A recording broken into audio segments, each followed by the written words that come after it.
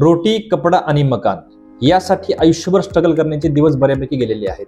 या गरजा आता ऑटो मोडलाच पूर्ण होतात. मग प्रश्न असा येतो की कमवायचे कशासाठी आणि इन्व्हेस्टमेंट करायची ती कशासाठी? याचे मूळ कारण आहे बदललेली जीवनशैली म्हणजे स्टँडर्ड ऑफ लिव्हिंग. आजची शाळा ही मराठी झडपीमधून सीबीएसई कॉन्व्हेंटकडे बदलत चालली आहे. घरची चूल ही वेकेंडला पेटत देखील नाही. दिवाळी दसऱ्याला घरी येणारे नवीन कपडे आता वर्षभर कधीही अंगावर शोभा चढवत आहेत. 2 वर्षातून एक मोबाईल, 5-6 वर्षातून एक टू व्हीलर आणि 8 ते 9 वर्षामध्ये एक कार हे आता गरजेचे झाले आहे. मामाचे गाव सोडून इतर भरपूर टुरिस्ट पॉइंटनी देशात आणि देशाबाहेर भर घातली आहे. या सगळ्यावरती कळस म्हणजे वाढत चाललेली महागाई.